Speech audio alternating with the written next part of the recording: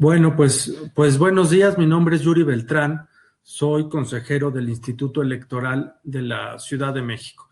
Y bueno, quiero agradecer a Iniciativa Ciudadana, justo eso, su iniciativa de tener este espacio de encuentro con quienes viven en el extranjero, pero siguen formando parte de la comunidad política de la Ciudad de México.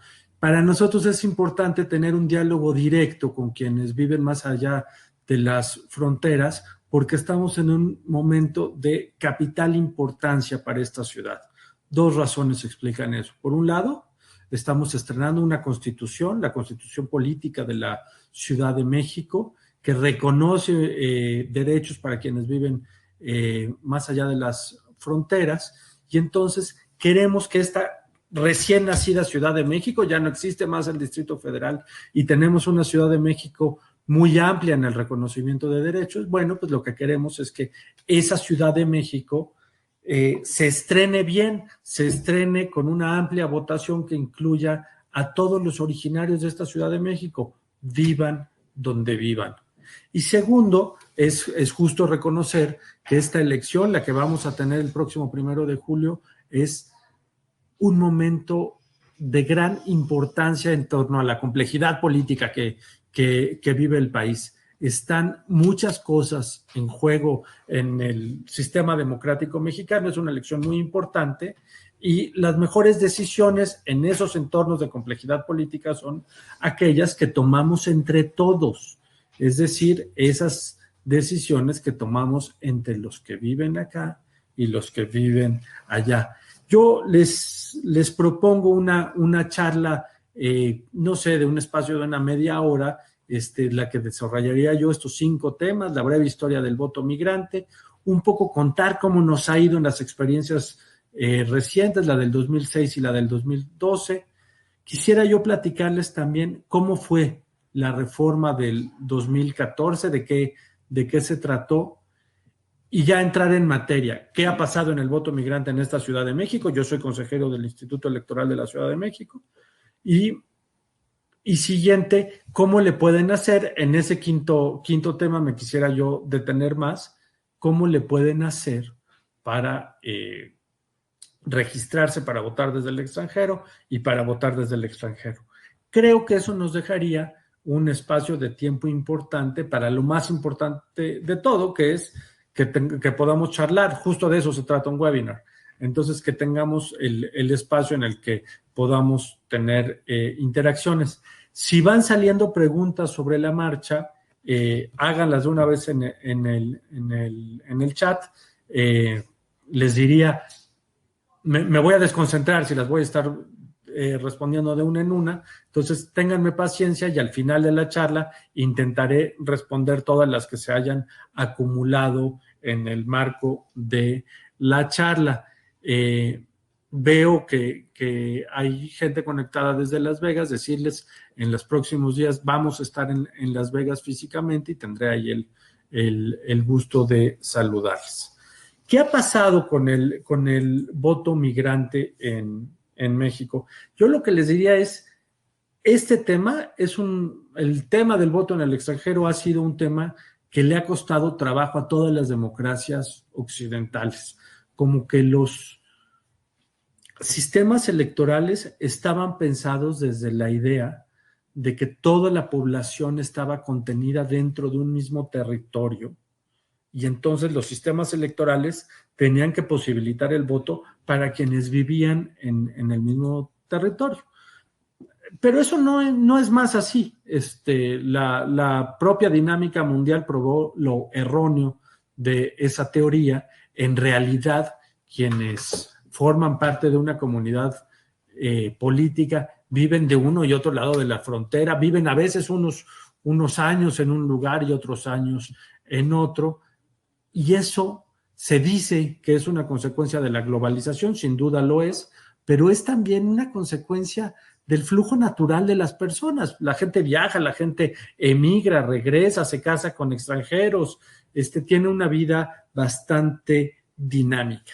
Los primeros orígenes del voto migrante están asociados en ese sentido a la Primera Guerra Mundial y tiene un componente militar, sobre todo Reino Unido a principios del siglo pasado, Nueva Zelanda, Francia 1924, Estados Unidos, evidentemente que tiene una tradición militar importante, pues ha tenido siempre la necesidad de tener posibilitado el voto de sus comunidades de estadounidenses que viven en el extranjero. En ese país se materializó el derecho en 1955. Y como es complejo el sistema electoral norteamericano, cada estado de la Unión Americana tiene sus propias reglas para votar desde el extranjero. Y eso ha traído una necesidad importante de ir armonizando los procedimientos de uno y otro estado para efectos de posibilitar cómo se va a votar. Porque imagínense el caso de un buque militar donde hay originarios de 5 estados de la Unión Americana, pero esos militares cada uno vota de manera distinta el día de la elección porque tienen las reglas de sus respectivos estados. UOCAVA, entre otras organizaciones, intenta armonizar los procedimientos para que haya reglas más simples de cómo votar en una comunidad de migrantes donde todos son originarios de los distintos estados de la Unión Americana. A pesar de que México es quizás el país que tiene más probabilidad de tener una comunidad migrante importante, tenemos casi al 10% de nuestra población viviendo fuera del país. A pesar de ello, nosotros llegamos extremadamente tarde al voto extraterritorial. Fue hasta el año 95, 96 que se modificó la Constitución para reconocer que los migrantes podrían votar.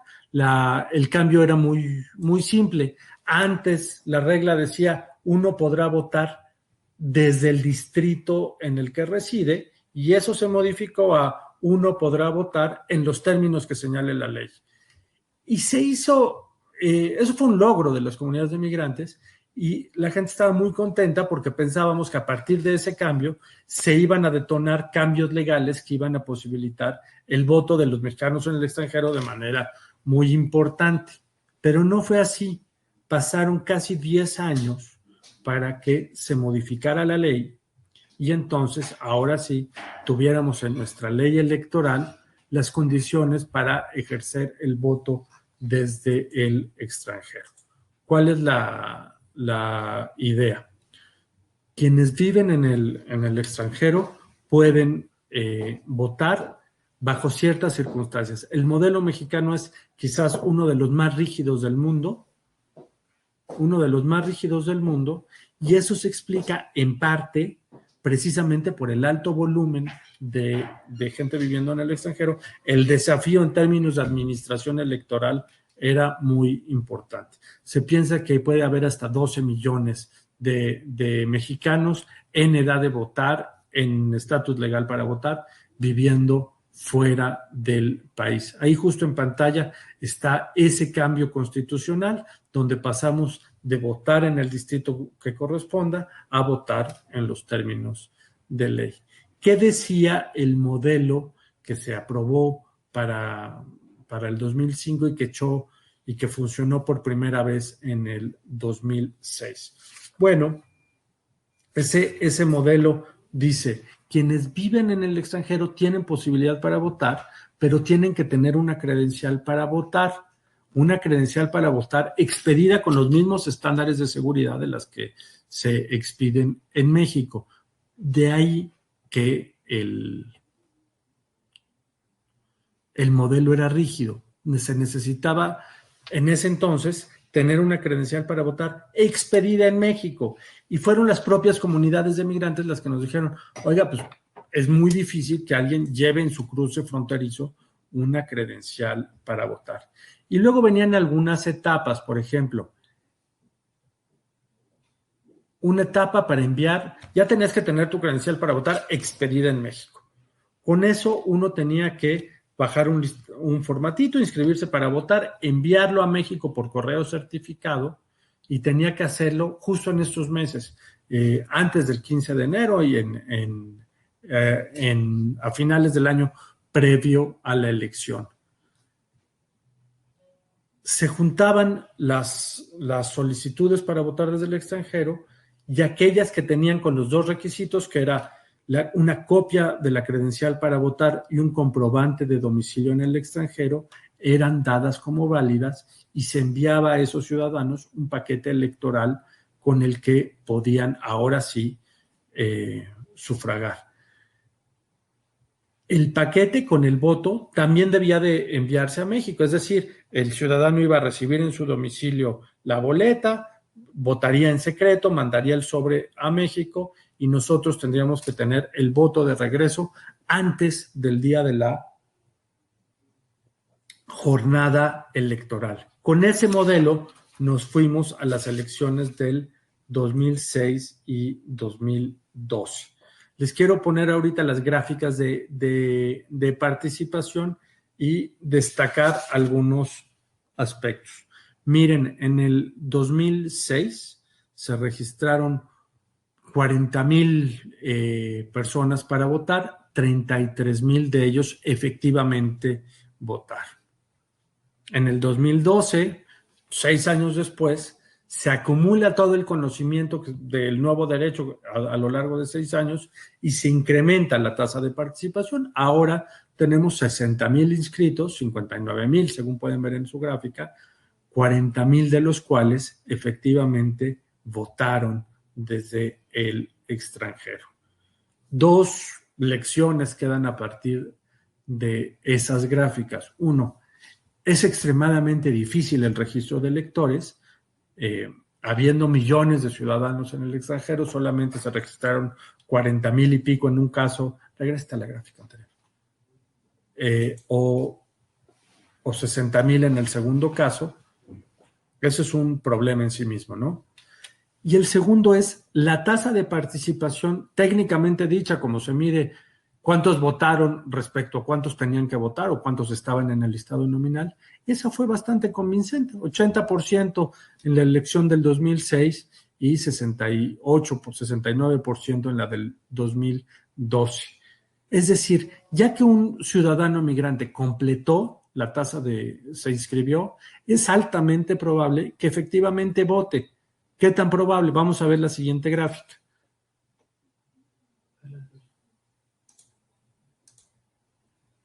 Esos son los niveles de participación en territorio mexicano. Cada quien en su escala, ¿no? La de territorio mexicano comparado con el listado nominal de México. La del extranjero con el listado nominal del extranjero. Fíjense ustedes que en los dos casos la tasa de participación es significativamente inferior en territorio nacional. En el caso del 2006 habíamos dicho que había un 80% de participación desde el extranjero, vemos que el territorio nacional fue del 59%. En el caso del 2012 habíamos dicho que la tasa fue de 68% en el extranjero, en territorio nacional 5 puntos abajo, 63%. Es decir, existe un problema en el registro de electores, un problema en la tasa, un problema en la manera en la que se registran los votantes, pero no necesariamente un problema en la emisión del voto. Ahí parece que las tasas de probabilidad de que alguien sí vote se mantienen tan altas o hasta mejor que lo que ocurre en territorio nacional. Después de eso, después de 2 elecciones presidenciales que hubo voto migrante y varias elecciones estatales en las que también hubo voto migrante, se hicieron algunas recomendaciones por parte de las propias autoridades electorales, pero de manera importante también por las propias comunidades de migrantes, cómo hacer más fácil el proceso. Y una de las cosas que dijimos es, se tiene que credencializar desde el extranjero. Suponer que la gente conserva su credencial para votar es un supuesto erróneo. Tenemos que dar la posibilidad de credencializar desde el extranjero. tenemos que simplificar el proceso. Tenemos que dar mayor difusión al derecho al voto y los mecanismos para ejercerlo. Una cosa que nos hemos encontrado en las encuestas que hacemos y en las reuniones que tenemos con comunidades de migrantes es mucha gente sabe que tiene un derecho para votar, pero no sabe cómo lo puede ejercer. La que sigue.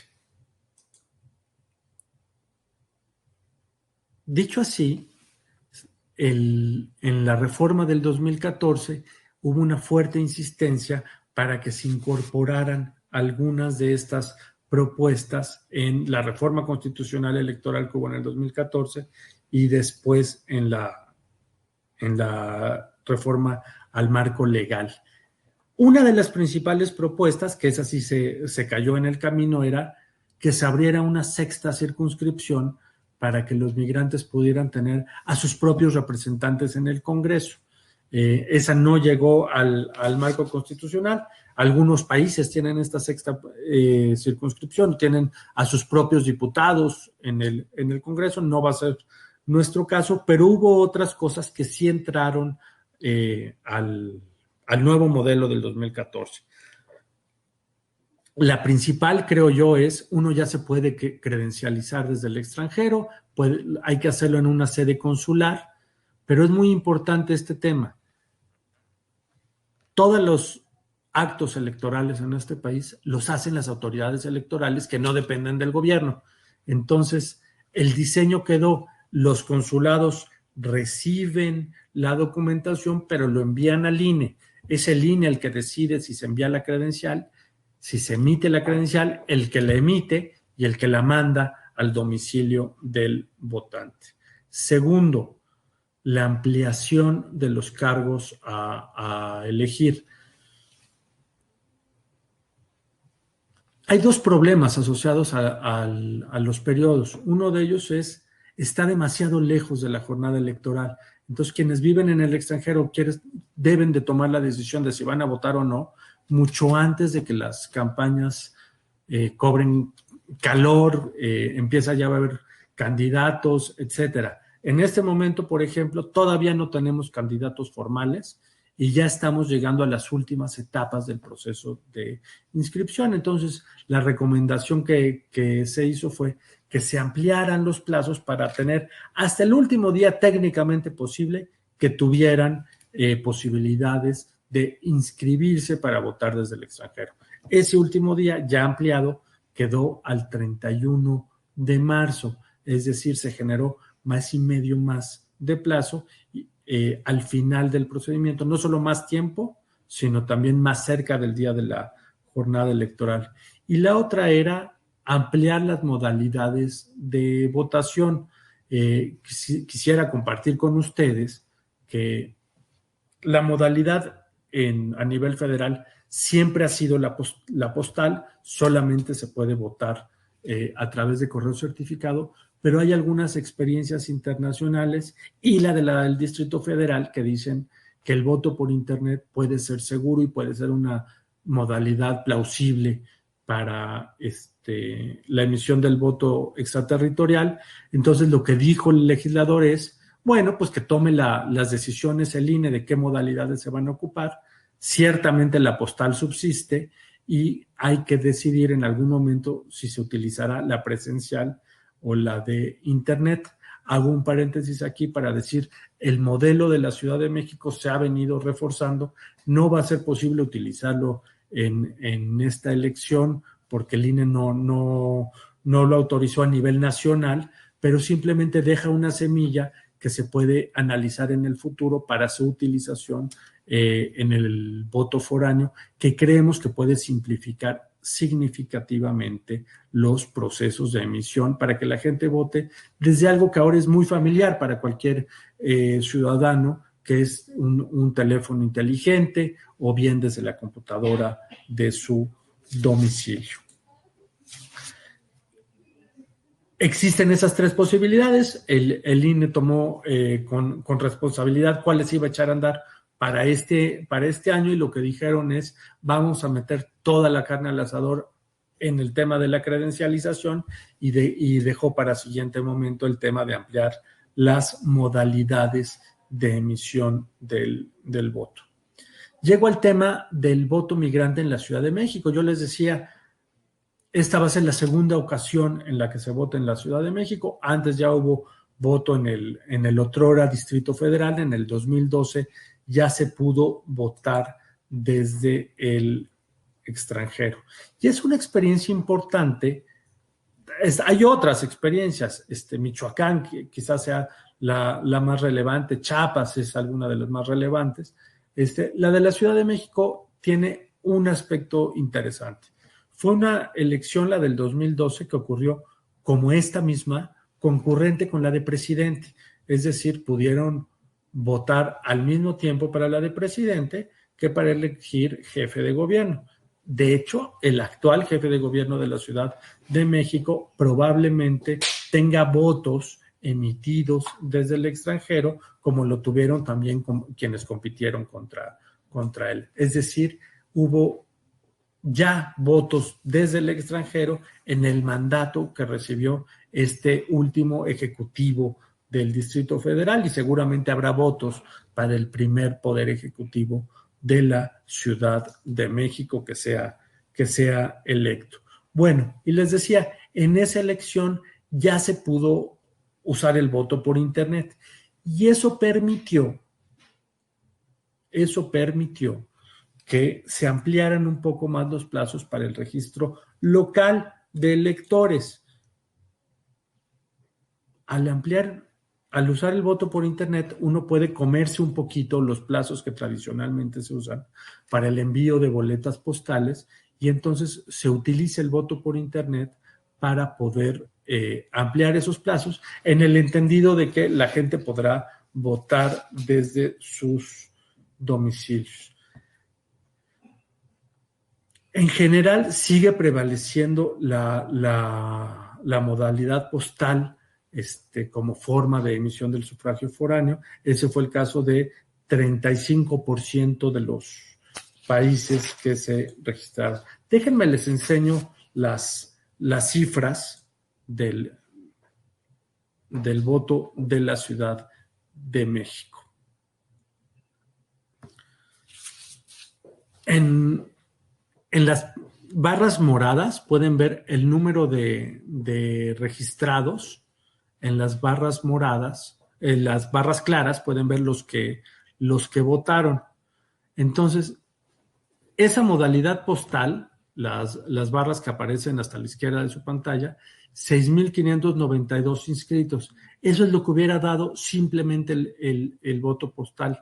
La ampliación por Internet permitió recabar todo ese extra que representa la segunda barra morada intenso, 4,190 inscritos. En su conjunto, eso generó los 10,782 inscritos y casi 8,000 votos. Los números son bajos, pero sí dejan abierta la importancia de, 1, ampliar los plazos de registro, 2, pensar en la importancia de modalidades distintas al correo postal para la emisión del sufragio. Deja abierta esa enseñanza. En fin, ya habrá experiencia, habrá oportunidad de implementarlo a nivel nacional nuevamente. Una cosa que tuvo muy en cuenta ese Instituto Electoral del Distrito Federal que había en el 2012 es que hubiera un voto informado para quienes viven en el extranjero. Ciertamente les estamos pidiendo que voten en estas elecciones, y en contraparte les debemos dar los instrumentos para que puedan hacerlo de manera responsable, es decir, mandarles la información política necesaria para que decidan su voto con total responsabilidad. Entonces, en aquel entonces se envió un CD. Ahora estaremos viendo con qué modalidad enviaremos la información para que todo aquel ciudadano que vive en el extranjero, que quiera votar, pueda encontrar rápidamente opciones, propuestas y demás, y elegir la que más convenga a su manera de pensar cómo debe de ser la ciudad. Quisiera entrar ya, ahora sí, al tema del proceso de registro y de credencialización para esta elección. Adelante, por favor.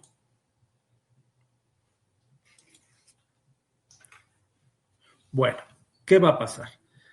Las elecciones se van a llevar a cabo el 1 de julio. Vamos a elegir presidente de la República, senadores y en algunas entidades federativas, Chiapas, Ciudad de México, Guanajuato, Jalisco, Morelos, Puebla y Yucatán, también se podrá elegir gobernador. ¿Por qué solo en esas entidades federativas? Pues porque los congresos de esos estados decidieron ampliar su comunidad política para incorporar a las respectivas comunidades de migrantes. Hay otros estados que también reconocen el voto de sus migrantes para elegir gobernador, pero que este año no eligen gobernador. Entonces, esos otros estados este año van a elegir presidente y senador exclusivamente.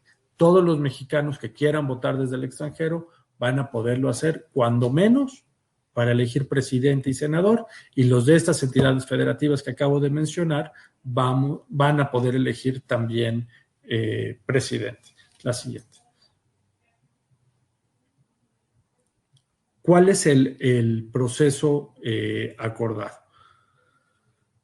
Debe de solicitarse el trámite para tener credencial. Es decir, permanece la misma restricción que había antes y que existe para todos los mexicanos. Para poder votar hay que tener una credencial para votar vigente.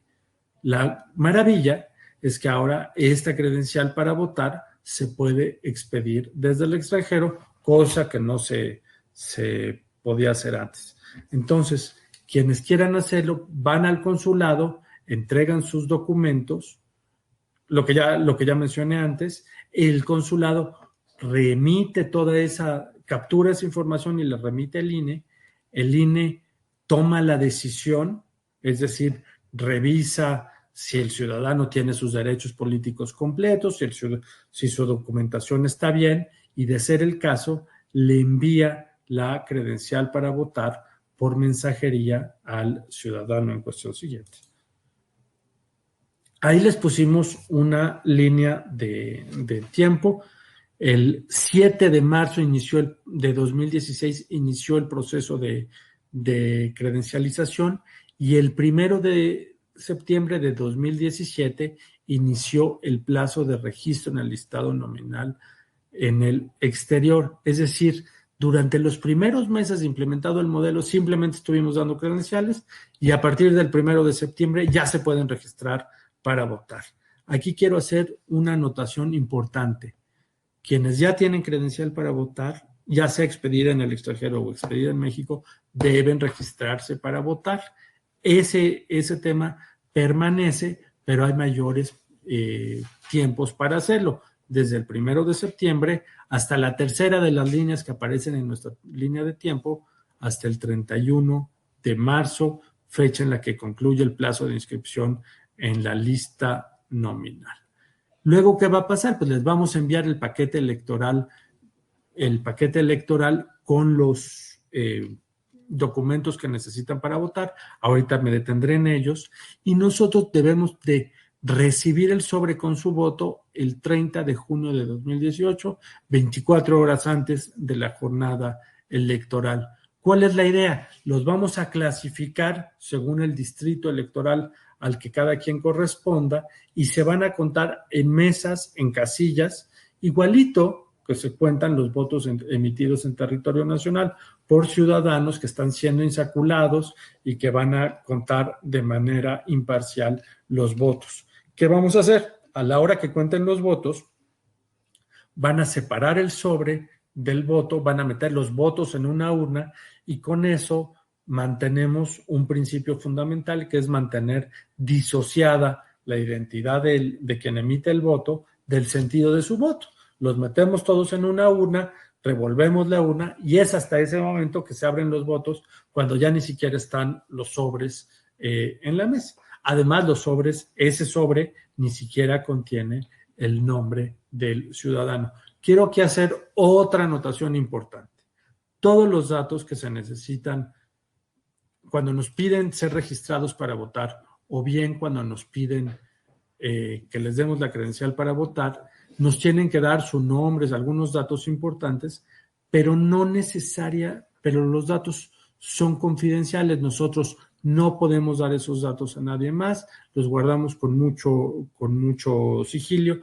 Tenemos clarísima la importancia de los datos personales para un ciudadano viviendo en el extranjero, y entonces esos datos se guardan a reserva de la autoridad electoral. Entonces, no existe posibilidad alguna de que se divulgue el domicilio de un votante o que se divulgue su nombre personal de manera que lo vayan a encontrar en internet o algo así. Son datos que salvaguardamos y que además no se le comparten a otras autoridades electorales. Entro pues al proceso de credencialización que empezó, ya quedamos, en marzo del 2016, y en febrero del año pasado entró en 16 consulados en Estados Unidos. Existen entonces dos posibilidades para votar desde el extranjero. La que sigue, por favor. Estas son las etapas para el proceso de credencialización. Uno saca la credencial para votar antes del 31 de marzo, y para eso hay que, uno, llamar a Mexitel, ese número que está en pantalla, 1877 Mexitel, para hacer una cita, y en Mexitel debe de programar la cita, lleva al consulado y lleva estos documentos que aparecen en pantalla. Un documento que acredite la nacionalidad, una identificación con fotografía y un comprobante de domicilio. Después hay que llamarnos para decir ya tengo la credencial. ¿Por qué hay que hacer esa llamada? Bueno, es la manera que tenemos nosotros para asegurarnos que el votante que nos pidió la credencial sigue viviendo en el domicilio y tiene la credencial en su poder. ¿Cuál sería el riesgo de no hacerlo? El riesgo de no hacerlo es que pudiéramos enviar, por ejemplo, una boleta electoral a un domicilio donde ya no vive el mexicano que nos pidió la credencial, o pudiéramos enviar una credencial a un domicilio equivocado, y activarla. Entonces, es básicamente el mismo procedimiento que utilizan algunos bancos: envían la tarjeta de crédito, pero después se pide hacer una llamada para activarla en esos 3 pasos. La que sigue, por favor. Luego hay que registrarse en la lista nominal. El mismo procedimiento que les decía que había que hacer antes, simplemente ahora se puede hacer a través de internet.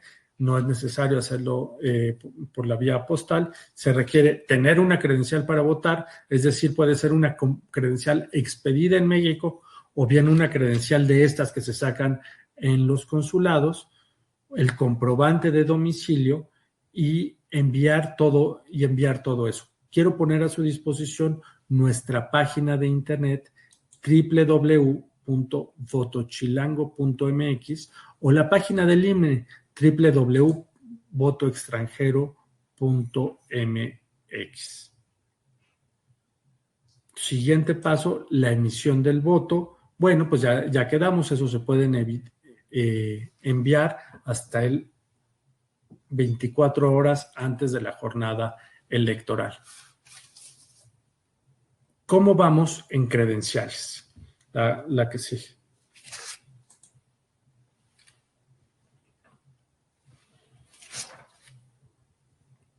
Bueno, en pantalla pueden ver ustedes los lugares de origen de las credenciales emitidas en el extranjero. Tenemos a Michoacán, Jalisco, la Ciudad de México, Guanajuato y Guerrero son las entidades federativas. Michoacán ya lleva 57,000, Jalisco 51,000, la Ciudad de México 46,000, Guanajuato 45,800 y Guerrero 38,435 credenciales. Y además tenemos 6,297 solicitudes de inscripción a la lista nominal. Veamos cómo ha crecido el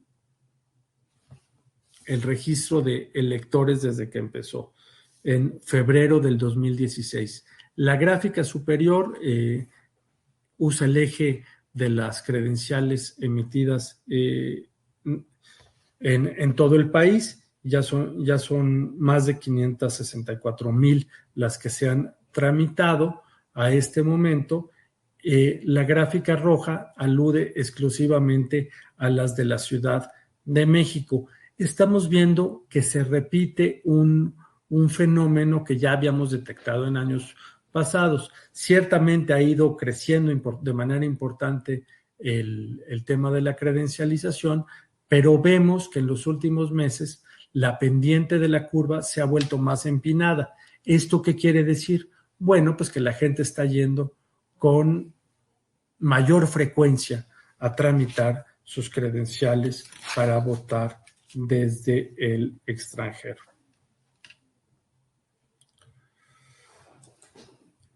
Los países de donde recibimos mayores solicitudes para votar desde el extranjero, en el caso de la Ciudad de México, hemos recibido desde Estados Unidos, de Alemania, Estados Unidos 1,754, Alemania 251, España 222, Reino Unido 209 y Francia con 205.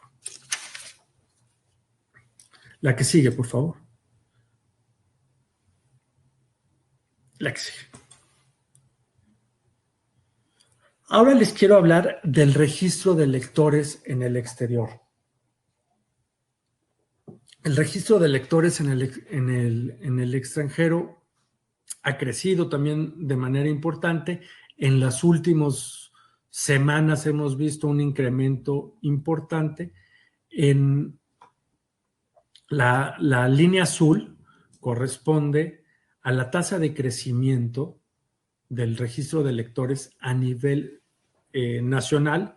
Esos 60,000 son los que se registraron en la última elección presidencial. Pusimos en el eje horizontal una línea de tiempo que incluye lo que era el 100% del tiempo en ese momento, y como ven, es hasta las últimas semanas donde en ese momento se registraron la mayor parte de los inscritos. Bueno, pues nosotros estamos ahorita en el 60 y tantos % del tiempo que tenemos disponible. Tenemos ahora un importante reto en términos de motivar la inscripción en el listado nominal de electores en el extranjero.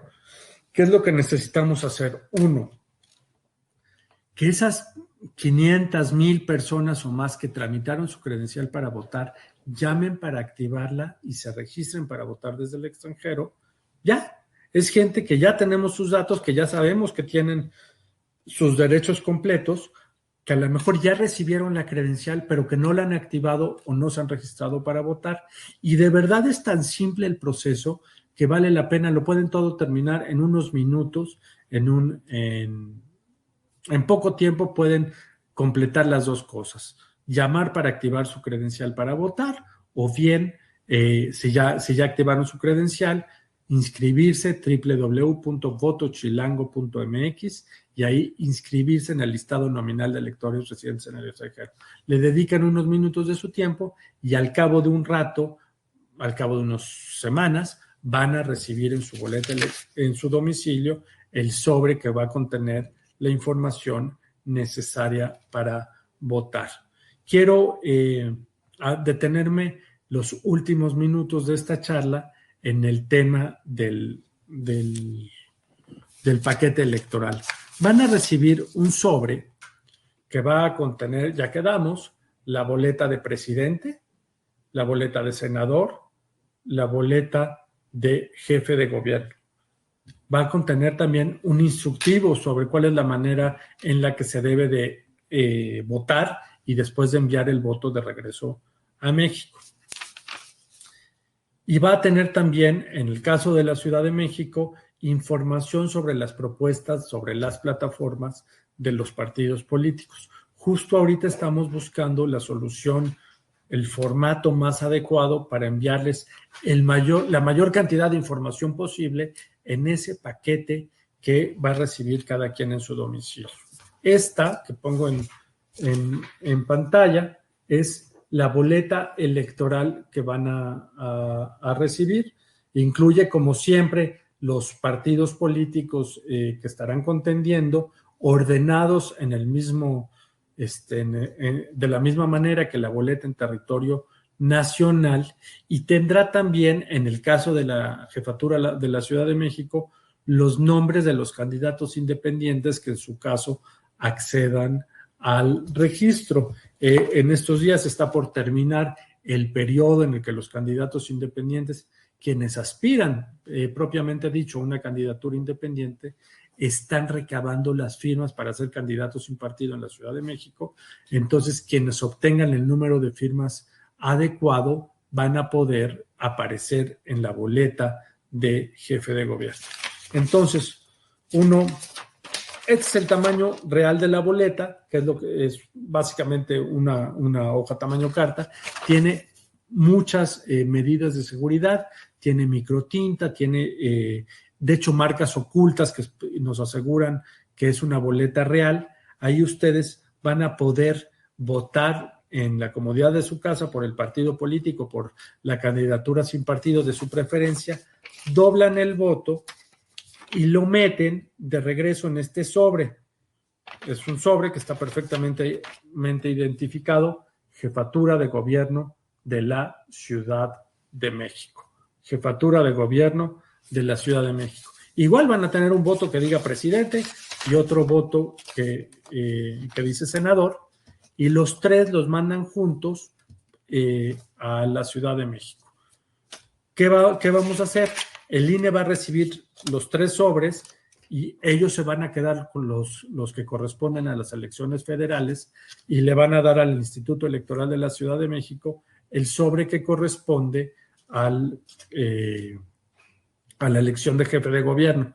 Nosotros ya quedamos, vamos a repartir eso en mesas de trabajo, una para cada distrito, y así van a poder votar. Quisiera detener ya en este punto mi charla, porque un poco la idea era más bien tener intercambios con ustedes y poder reaccionar a las preguntas que nos han hecho favor de formular. Simplemente detenerme con una conclusión final. Miren, esta comunidad, la comunidad de mexicanos que viven fuera del país, significativamente en Estados Unidos, nunca ha estado separada de los mexicanos que vivimos de este lado del territorio nacional.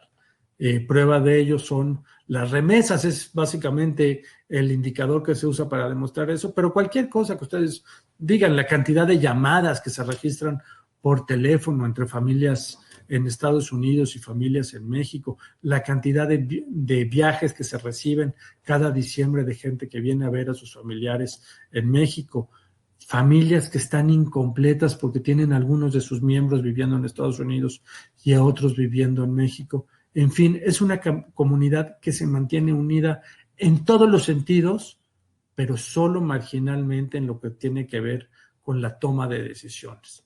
Y aquí lo que necesitamos es completar ese circuito y que estas decisiones importantísimas para la vida política del país las tomemos entre todos. De verdad, las mejores decisiones son las que se toman entre más miembros de la comunidad política. Entonces, yo quisiera invitar a quienes nos están escuchando, si ya se registraron para votar, qué bueno, si no, regístrense, pero sobre todo ayúdenos a ser unos promotores para que los otros mexicanos que ustedes conocen se animen a participar.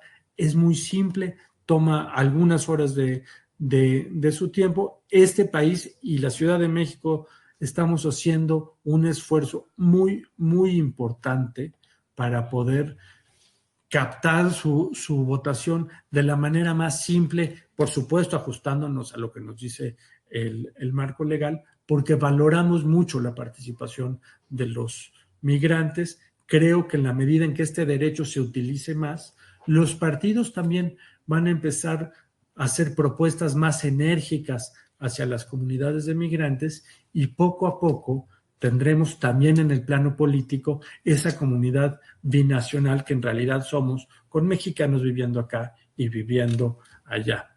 Dicho lo anterior, pues quisiera empezar a responder algunas de las preguntas que se han puesto en pantalla.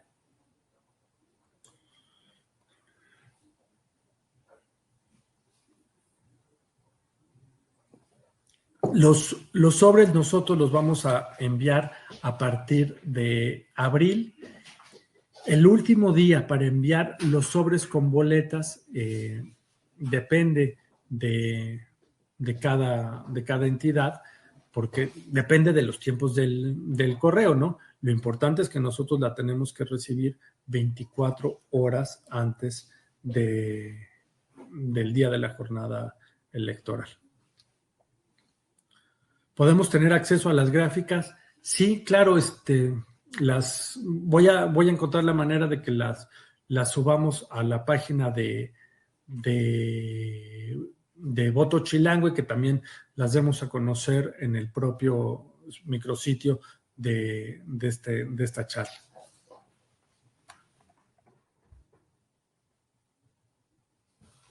Efectivamente, vamos a estar en Nashville el 16 de febrero y es muy importante anunciar eso. Miren, vamos a tener muchos eventos, estamos queriendo hacer presencia en todo Estados Unidos.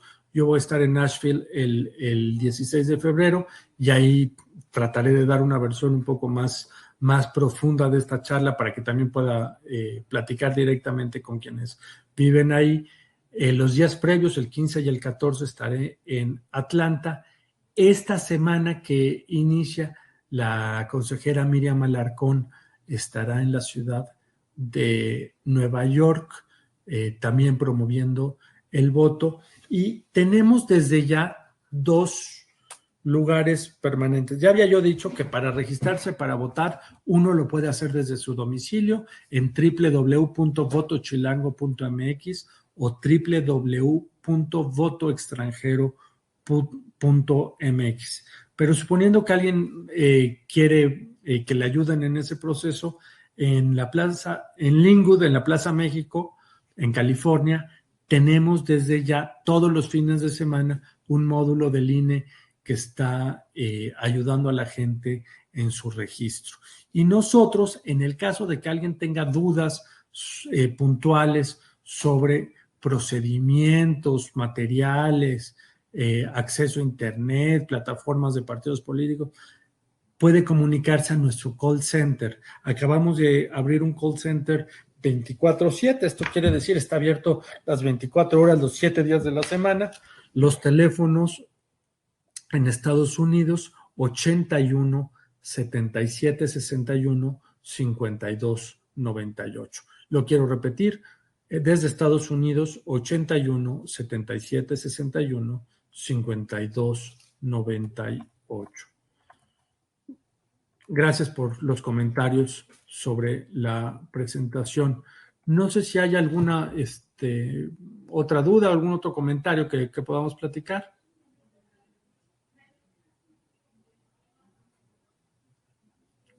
Efectivamente, Fabián, la consejera Gabriela Williams, ha estado en 2 ocasiones en Los Ángeles. Vamos a tener el 12, y ya, bueno, ya quedamos que el INE tiene este módulo de Linwood. Vamos a estar nosotros el 12 de marzo en Los Ángeles nuevamente. Va a haber una feria de la salud. Y en esa Feria de la Salud vamos a tener un stand del Instituto Electoral de la Ciudad de México en el que vamos a estar lo mismo, ayudando a la gente bien a tramitar su cita en el consulado o bien para registrarse para votar desde el extranjero. Es verdaderamente simple el proceso de registro, pero también queremos ayudar nosotros en la medida que podamos para poder votar. La agenda de Nashville. Sí, hay que ponerla. Efectivamente, voy a pedir que la pongamos en la página del instituto la próxima semana.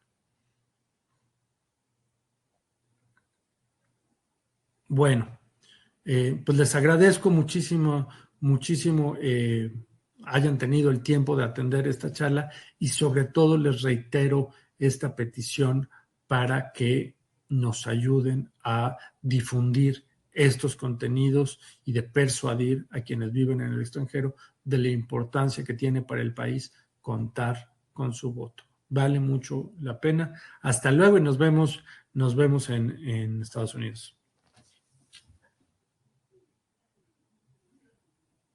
Gracias, Iniciativa Ciudadana.